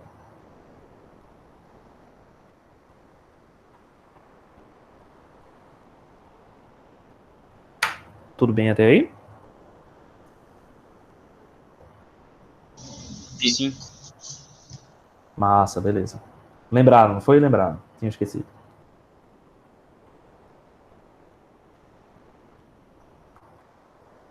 Bem, aí aqui a gente já está com valor, né? Aqui é só você substituir. E esse ganho de tensão vai dar 45,4 volts por volt, que quando você converte em dB, né, fazer 20 logo disso aqui, dá 33,14 decibéis. E isso conclui aqui o nosso formulário. Eu vou apresentar para vocês agora a proposta do projeto, mas antes disso, alguma dúvida sobre o questionário, ou sobre as aulas em geral, ou sobre os vídeos? Se você tiver essa dúvida, a gente já tira agora. Se não, você pode mandar depois, né, no formulário, enfim. Ô, professor, Diga lá. na nona questão, tem como o senhor subir rapidinho aí? Uhum. O senhor falou sobre a propriedade do seno. Seno ao quadrado. Só uma dúvida. Esse Certo. seno ao quadrado, ele se transforma em cosseno de ômega t ou cosseno de 2 ômega t? 2 ômega t, obrigado. Cosseno de 2 ômega t.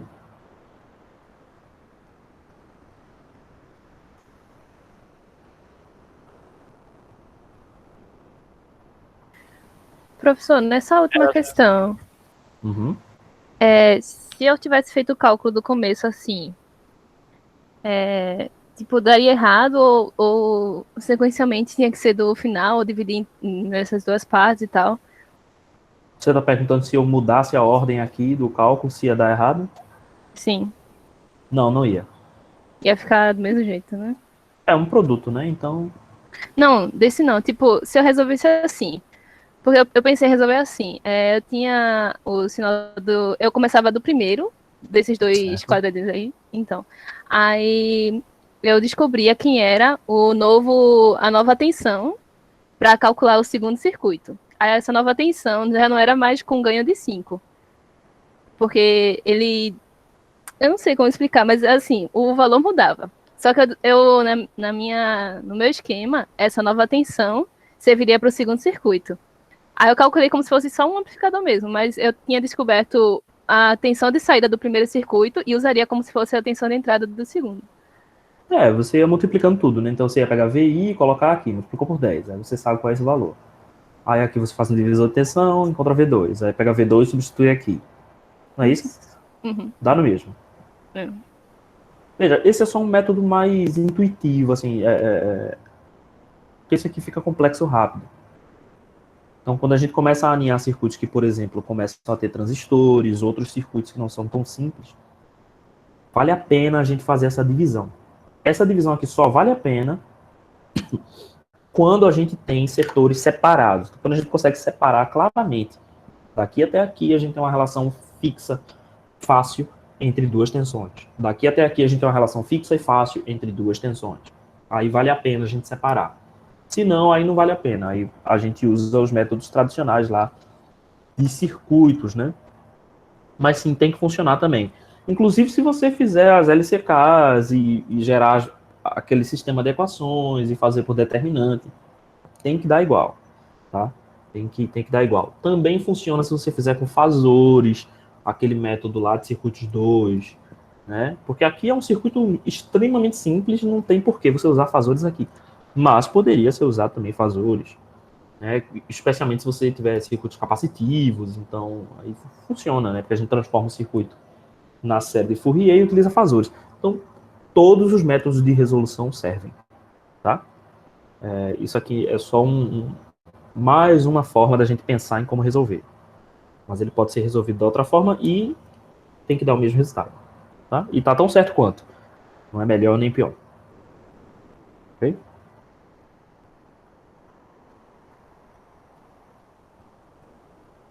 E aí, gente?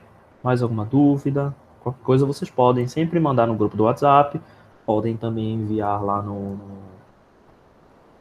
fórum da disciplina. Então, posso ir para a apresentação do projeto? Pode, professor. Pode sim.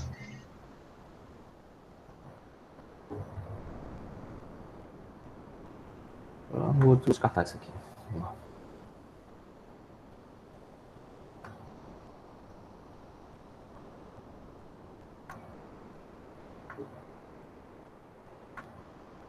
Beleza. Vamos lá. Esse projeto já está disponível para vocês, alguns já olharam, né? Algumas pessoas já discutiram isso aqui, mas enfim, vamos lá.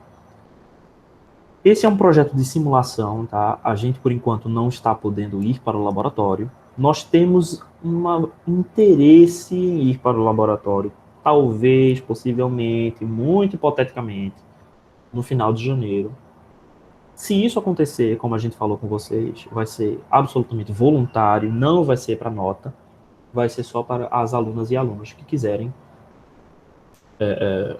ter algum tipo de contato com o laboratório. Ainda assim, vocês sabem que os casos estão aumentando, então a gente não tem tanta expectativa. Pode acontecer, pode não acontecer, tá? Então, a gente precisa preencher a carga horária com alguma coisa, a carga horária prática, e ela vai ser com projetos, tá? Então, a gente parte um pouquinho da ideia de prática, né? Eu e o professor Denis estávamos discutindo bastante isso. Quando a gente trabalha com a prática, a gente já tem um roteiro de prática e a gente já tem uma série de passos que a gente quer que vocês façam e a gente garante que esses passos vão dar o resultado certo, porque a gente tem ali 2, 3 horas para resolver e todo mundo tem que fazer mais ou menos igual. Então a gente tenta fazer com essa estratégia, para que a gente mostre o máximo possível de fenômenos ocorrendo ali dentro daquelas 2 ou 3 horas que a gente vai fazer aquela prática. No caso de projeto, a mentalidade é outra. A mentalidade de um projeto é muito mais para que vocês resolvam, né, um problema, tá? E aí aqui esse primeiro problema vai envolver o assunto da nossa próxima semana, que é o de amplificadores operacionais. Então, com os amplificadores operacionais, a gente consegue criar uma série de circuitos variados, entre eles circuitos integradores, circuitos derivadores e também circuitos somadores ponderados, que são os circuitos que nós vamos usar nesse exemplo específico. Então, né, aqui está uma breve descrição, o projeto vai... Vocês estão vendo aqui, né, a tela? O projeto vai ser implementado num software de simulação de circuitos, tudo aquilo normal, né, que a gente espera que vocês façam. O relatório, a gente vai pedir que ele seja um pouquinho melhorado do que o relatório que eu costumava pedir para vocês. Nada de 10 páginas, sabe? Não é isso, tá? Mas é só para que vocês detalhem aquilo que foi feito, né? Então vai ter a introdução, na introdução você vai descrever o problema, que é, como foi, o que aconteceu, metodologia, né, que você vai incluir a obtenção dos parâmetros, isso é importante, então você vai ter que determinar quem são os resistores e capacitores que você vai usar no seu design, os resultados simulados, né, então o circuito sempre, em todos esses problemas, ele vai existir para resolver algum tipo de situação, e essa resolução, ela vai envolver sinais de entrada, sinais de saída, análises de frequência, enfim. Então, vocês vão ter que demonstrar isso em simulação. Nos casos em que a gente tiver um parâmetro matemático, vocês devem mostrar também o cálculo teórico e comparar esse cálculo teórico com o resultado simulado, certo? E nos resultados simulados, vocês devem também incluir o esquemático, tá? O esquemático é o desenho do circuito mas não na forma de placa impressa, né? O esquemático é o desenho que aparece lá no seu programa com os símbolos que representam resistores, capacitores, de forma inteligível, tá? Então coloquem ele num tamanho legal, que a gente consiga ver, tá? A gente não vai se preocupar com impressão, então bota uma figura grande lá, para que a gente consiga ver e identificar bem, tá? Não mandem para a gente arquivo de simulação, arquivo do Eagle, do Proteus, que a gente não vai abrir esses arquivos, tá? A gente vai analisar o relatório. Então não precisa mandar para a gente um zip com os arquivos de simulação, não precisa. Eu quero ver o relatório, certo? E vocês devem ser capazes de, apenas com o relatório, demonstrar que o circuito foi feito, certo? Para todos os projetos, vocês vão ter que fazer a placa de circuito impresso, tá? Incluindo os conectores para a introdução dos sinais e para a introdução da alimentação, certo? Então a gente vai fazer esse design de placa como se a gente fosse fazer uma fabricação normal, certo? E por fim, uma conclusão em que você vai dizer aí quais foram suas dificuldades, quais foram os resultados, se os seus resultados eles coincidiram com aquilo que você esperava, se não coincidiram, por que isso aconteceu, né? Então você vai ter que aí fazer uma avaliação na forma da conclusão do seu próprio trabalho, certo? Beleza. Então vamos à descrição do problema. A gente deve criar um circuito de amplificadores operacionais que possua duas entradas. Essas entradas vão ser V1 de T e V2 de T e obtenha a seguinte saída. Pronto. E aí a gente vai considerar que V2 de T, o circuito que passa pelo integrador, não possui componentes de frequência CC, ou seja, abaixo de 100 Hz, a gente não tem componentes importantes de tensão. Isso é importante porque o integrador é um filtro passa alta. Isso vai ficar claro durante as aulas, tá? Nos vídeos vai ficar muito claro para quando vocês assistirem, e se não ficar, vocês também podem tirar dúvida comigo ou com eles, certo? Você deve escolher os valores de alimentação e de todos os componentes utilizados, ou seja, resistores, capacitores, conectores, certo? Você vai escolher todos os componentes. E aí você deve demonstrar que o seu circuito funciona para essas duas tensões aqui. Então eu tenho uma onda de 100 mV em 1 kHz e eu tenho uma onda de 50 mV em 800 Hz. Se você já sabe essas duas ondas, você pode primeiro calcular essa integral. Essa integral é super fácil, uma derivada integral de um cosseno, não é problemático. Isso aqui é bobagem. Você calcula, você já sabe qual é a tensão de saída. Sabendo a tensão de saída, você sabe qual é a tensão de alimentação que você precisa ter. Certo? Porque a sua tensão de saída, ela não pode saturar a sua entrada. Então, isso aqui vai te dar um indicativo de qual é a tensão que você precisa usar na saída. Tá? Você deve exibir a curva experimental juntamente com a curva da expressão teórica. Porque quando você fizer essa integral aqui, ó, essa integral que vai dar a soma de dois senos. Certo? Você consegue plotar essa função desses dois senos aqui. Você tem que mostrar que o seu circuito gerou a mesma função. Certo? Então, essa é a resposta do problema. Quando você gerar um gráfico que tenha a mesma forma de onda dessa forma teórica, acabou. Você resolveu esse problema. Como é que a gente vai fazer esse circuito? A gente precisa dividir ele em partes. Eita, não tem muito espaço aqui. Pronto, vamos ser aqui. Eu quero que a minha tensão de saída seja igual a 3 dV1 dt mais 2 integral de V2 de T dt. Então, eu tenho um grande bloco aqui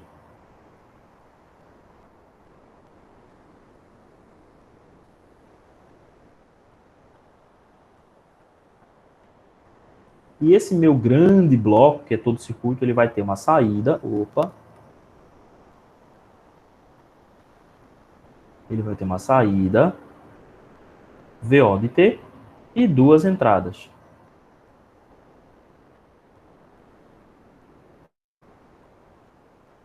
V1 de T e V2 de T. Só que a minha saída ela não é proporcional nem a V1 e nem a V2. Ele é proporcional à derivada de V1 e proporcional à integral de V2, a integral de 0 a t. Então, aqui eu preciso de um bloco que seja um derivador.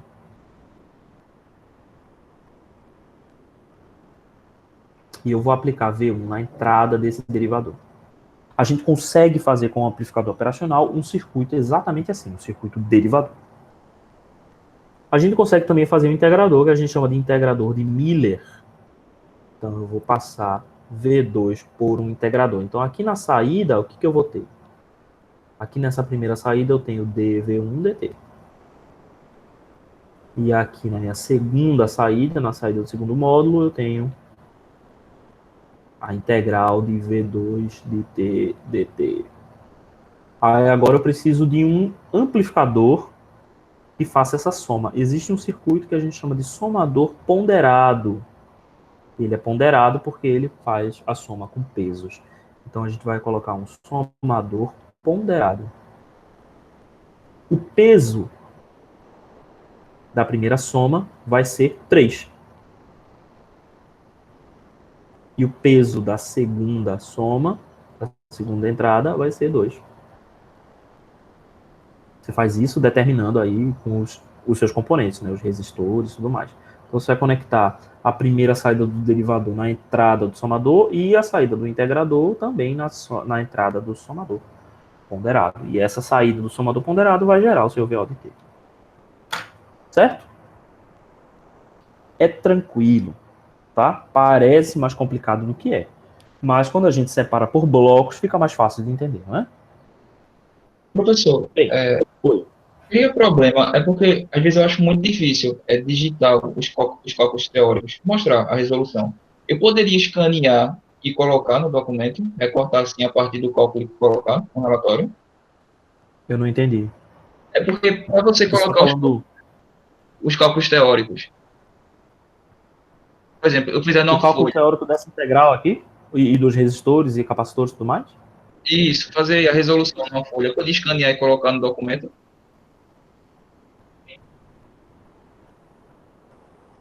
Pode, mas assim, é tão difícil assim? É porque para colocar algumas simbologias assim é chatinho que só. Vocês fazem isso no Word? Na verdade, eu acho. Ctrl-C, Ctrl-V do Google, o símbolo da integral. Aí copia o símbolo, eu não sei fazer. Ah, tá. Entendi, certo. Então, veja só, Cleverson. Eu vou lhe dizer o seguinte. LaTeX é tão mais fácil. Mas tão mais fácil. É muito mais fácil. Eu acho que você poderia... Não. Eu sugeriria a você, eu sugeriria a você que você tentasse fazer no LaTeX. Tá certo. Eu posso lançar esse desafio para todos vocês. É muito mais fácil do que parece. LaTeX, ele tem uma curva de aprendizado que é um pouco como é que eu posso dizer? Cruel para iniciantes. Quem nunca fez nada no LaTeX vai ter dificuldade. Mas uma vez que você aprende mais ou menos qual é o formato, como que funciona, é muito fácil de avançar e é muito fácil de editar e fazer. É fácil de inserir figura, é fácil de fazer equações, muito fácil mesmo. Sabe? Com pouca coisa você já consegue resolver. Tá? Então, se você tem problema em digitar a equação, eu sugeriria você fazer isso. Que vai ter uma hora que você não vai poder evitar. Vai ter que digitar a equação, um TCC da vida, alguma coisa assim. Então, eu acho um conhecimento ótimo para você ter. Então, fica a minha sugestão, tá? E o seu relatório vai ficar muito mais elegante do que uma folha escaneada de caderno. Tá? Ok, eu vou ver como é que eu faço isso aí. A não ser que seja uma coisa assim, tipo, realmente assim, por exemplo, algum de vocês não tem notebook, porque acontece, né? Nem todo mundo está com acesso ao computador agora, nesse momento. E aí fazer esse tipo de coisa no tablet ou num celular é muito difícil. Mas se não for esse o problema, se não for o caso de você não estar com esse recurso no momento, eu estou dizendo isso não para você especificamente, Clebson, estou falando para todos, tá? Se for alguma dificuldade nesse sentido, como eu tive ali no curso em embarcados, pessoas que não estavam com acesso ao computador, então, portanto, não podiam usar simuladores, aí a gente pensa em alguma outra coisa. Mas se você tem esse acesso, eu não vejo por que não usar. É realmente algo fenomenal, muito bom, sabe? E eu posso ajudar vocês nisso também. Então, se vocês tiverem dúvida com LaTeX, como fazer essas coisas, eu posso ajudar. Esse documento aqui, por exemplo, ele foi feito no LaTeX. Essa equação aqui, ela foi feita lá, né? Então é super simples de fazer isso aqui. Tá, e aí tem muito tutorial, muita coisa na internet. O material não falta. Eu geralmente tenho o seguinte critério. Se o meu documento vai ter uma página, texto, só texto, então eu faço ele no Word normal, que eu nem uso o Word, eu no caso uso o LibreOffice, porque eu gosto de software livre. Então eu prefiro usar ele no LibreOffice, se meu documento vai ter uma página. Se meu documento vai ter muitas páginas, se ele vai ter equações e gráficos, aí eu uso o LaTeX. E é muito simples, de verdade. É mais fácil do que parece. Ok, pessoal. Alguma outra dúvida sobre o projeto, sobre... Tem um setup do LaTeX aí, professor? Tem. Ou eu pego na internet, faço, tranquilo. A minha sugestão para vocês é que vocês utilizem um site chamado Overleaf. Deixa eu mostrar para vocês aqui. Deixa eu parar de apresentar e mudar minha tela. Bem, eu vou parar de gravar, tá? Porque eu acho que a aula acabou. E aí eu mostro para vocês ou vocês querem que eu deixe isso também na aula? Deixa, professor, pode deixar. Tá, então, beleza, vou deixar. Tá, mas aí fica o aviso agora para quem estiver assistindo esse momento que a aula acabou, a gente vai falar de LaTeX agora, tá? Então você já pode ir embora. Então vamos lá.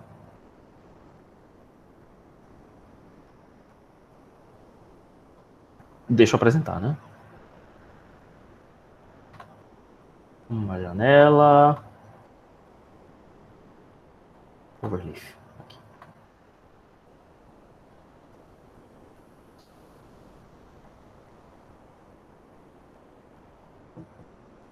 Pronto, vocês estão vendo já, né? Sim. Sim, sim. Beleza. Então, olha só. O Overleaf, o que ele é? Ele é um editor de LaTeX que é online. Você tem vários editores de LaTeX offline, tá? Eles também funcionam muito bem. Eu gosto do Overleaf porque você pode compartilhar. Então, por exemplo, em trabalhos em grupo, que não é o nosso caso, mas em trabalhos em grupo você pode aí compartilhar com outras pessoas, né? E é bem legal. Tem aqui vários projetos. Deixa eu mostrar para vocês, por exemplo, a nota de aula. Não, vou mostrar para vocês o projeto da primeira VA de eletromagnetismo. Que ele é mais simples, tá? Ele vai carregar aqui. Pronto. Então, vocês estão vendo aqui na direita o projeto compilado, certo? Então tá aqui, projeto, primeira verificação de eletromagnetismo 1, né? Meu nome, PLE, blá, blá, blá. E aqui vocês estão vendo que existem seções, certo? Seção 1, seção 2. Aqui a gente tem uma subseção 2.1, várias equações, figuras, parâmetros, um monte de coisa. Beleza. Como é que a gente faz esse documento, né? Vamos lá. A primeira coisa que a gente faz é definir qual é a classe do documento. A classe do documento é o tipo de texto que você vai escrever. Então, ele pode ser artigo, pode ser carta, pode ser livro. Então, article, book, letter, todos em inglês. E existem vários tipos diferentes de classe. A classe mais comum é a classe artigo. Aí você define o título, o autor, a data. Vocês estão vendo aqui? Certo? E aqui são alguns pacotes. Cada pacote vai ter funções diferentes. Da mesma forma que a gente usa lá em C, né, em Python, em qualquer linguagem que você for programar, você vai usar pacotes, esses pacotes, ou bibliotecas, certo? E esses pacotes vão ter funções que você vai usar. Como você vai escrever a estrutura, então você precisa de um comando para dizer assim, aqui é onde começa o documento. Ou seja, tudo que está antes aqui é o nosso preâmbulo. São as definições do que é o título, qual é o tipo de artigo, quais são os pacotes que vai usar, qual é a data, qual é o autor. Tudo isso fica no preâmbulo. Então, quando a gente começa o documento, aí a gente começa a usar os comandos que fazem aparecer aqui o que quer que a gente coloque aqui. Então, o primeiro comando que eu coloco aqui, ó, é /make_title. Esse comando faz aparecer todo esse título aqui. Então, quando eu comento ele, por exemplo, aqui com o porcento, vai sumir todo esse texto aqui. E ele já me deu um warning, ele já me deu um aviso, né? Bem, deu algum problema aí, provavelmente porque eu tirei esse título. Então, vamos colocar o título de novo. E aí eu recompilei. Beleza, aqui ó, faltou um S deste projeto. Beleza, então, como é que eu começo uma sessão? Eu boto aqui /section, então isso aqui vai começar uma sessão. Eu não preciso colocar o número da sessão, ele já vai identificar que essa é a primeira sessão e vai numerar essa sessão como número 1. E dentro daqui desses colchetes eu coloco critérios para a realização desse projeto e está aqui. Critérios para a realização desse projeto. Se eu quisesse fazer um índice, eu poderia colocar, por exemplo, /table of contents. Tabela de conteúdos, né?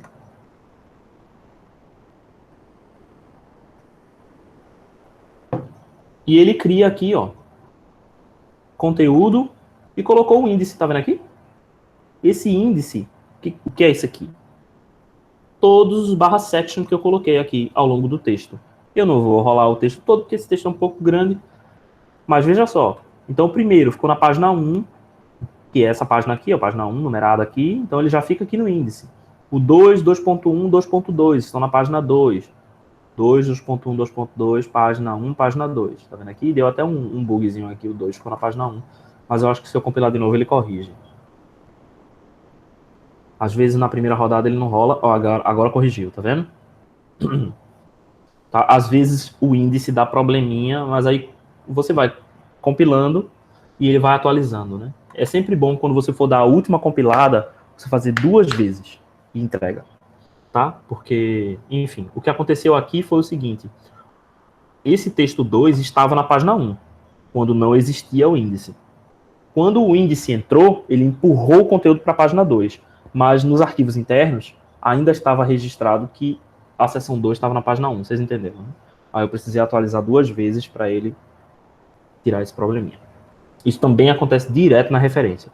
Mas isso é só um problema de atualização. Quando você adiciona texto e atualiza a referência ao mesmo tempo, às vezes dá choque. Aí você compila de novo e resolve.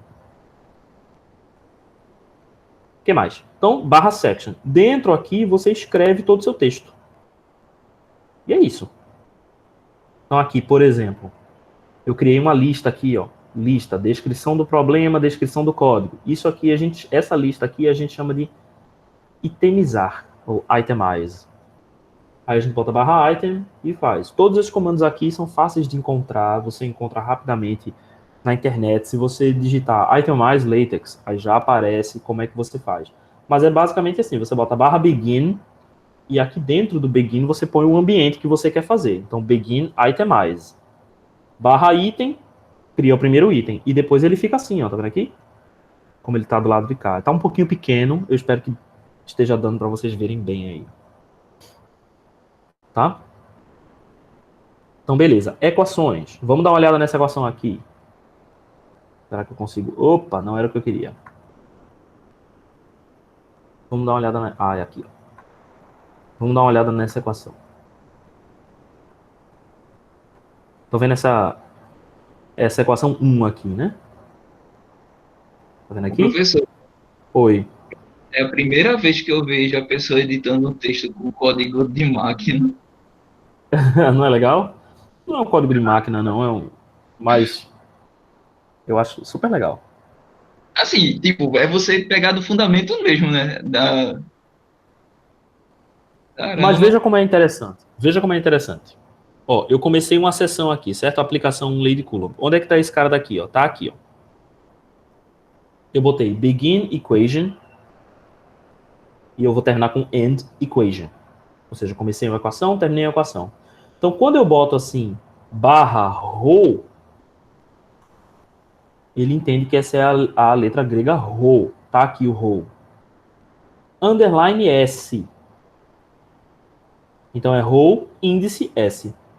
Rho índice S. Aí aqui eu botei, abre parênteses x, vírgula y, igual a rho x de x, vezes, aí esse vezes aqui é o C dot.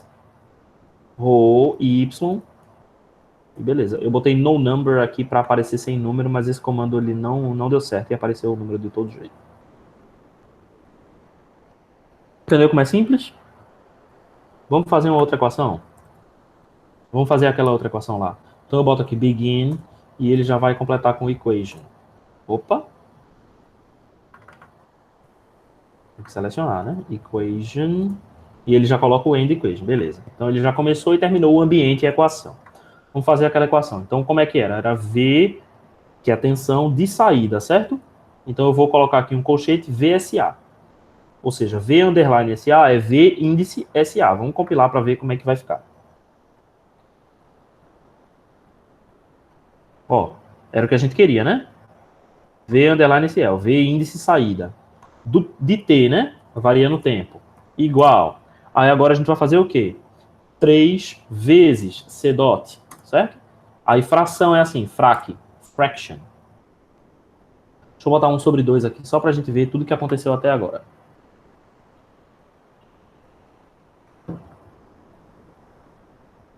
Entenderam a relação entre essas duas coisas? Se eu quiser fazer o símbolo de produto vetorial, é times. Com o tempo, isso fica na cabeça. Aí ele vai fazer o símbolo de produto vetorial, times. Aí essa fração aqui eu quero fazer a derivada, né? Então, dv é v1 de t. Certo? Então, ele vai fazer a derivada v1 de t. Derivada em relação ao tempo, né? dt. Pronto. Tá, é a derivada. Agora o t, se eu quiser colocar o t fora da fração, eu vou tirar ele daqui, colocar ele para fora. Então aí ele fica assim, a derivada do tempo, né? E por aí vai. Se eu quiser fazer elevado, eu vou botar aqui mais x elevado a 2. Então eu uso o símbolo aqui de circunflexo. O acento circunflexo, o diacrítico. X ao quadrado. Certo? Se eu quiser fazer um integral, eu boto integral. Aí os limites de integração, eu vou usar o índice. Então, integral índice 0 elevado a t, por exemplo. Então, ele vai fazer uma integral. É barra int, foi mal. Que é um comando aqui. Barra. Eita. Barra integral. Porque se eu digito INT, ele literalmente coloca as letras INT. Pronto, agora foi lá. Viu?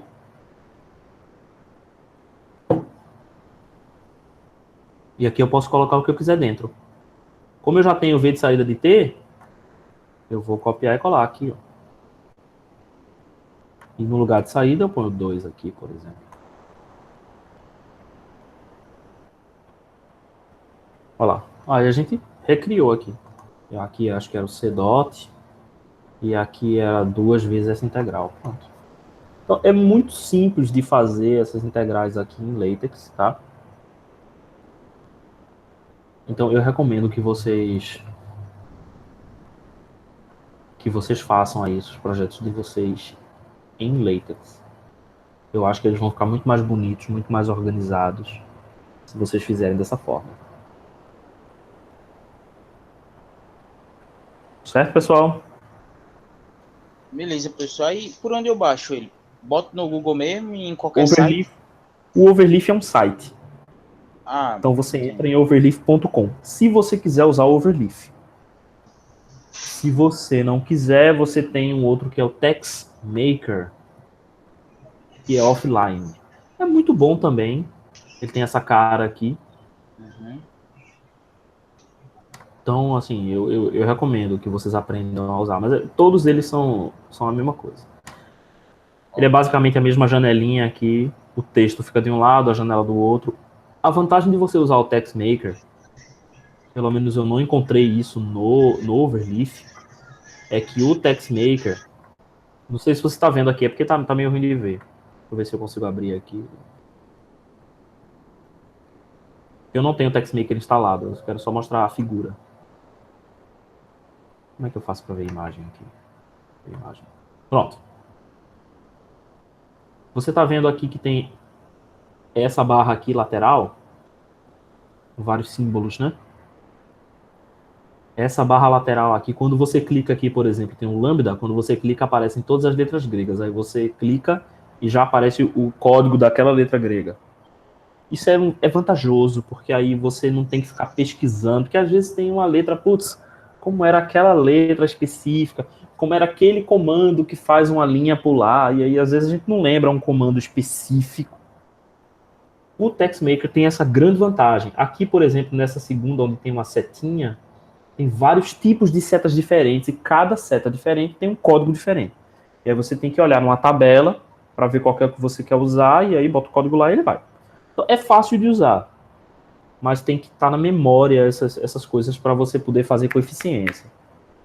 Senão, aí você ainda vai empancar um pouquinho. Tipo, putz, como é que eu fazia aquele negócio? Aí vai pesquisar, aí vai parar, vai perder uns 10 minutinhos aí procurando, testando coisas diferentes. Mas, em geral, é muito fácil de fazer. Tá?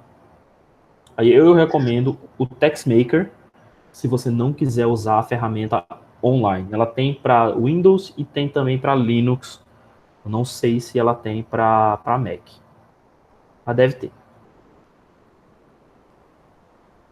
E se você quiser fazer online, eu recomendo o Overleaf. Beleza? Ok. Então é isso, gente. Acho que a gente vai ficando por aqui, então.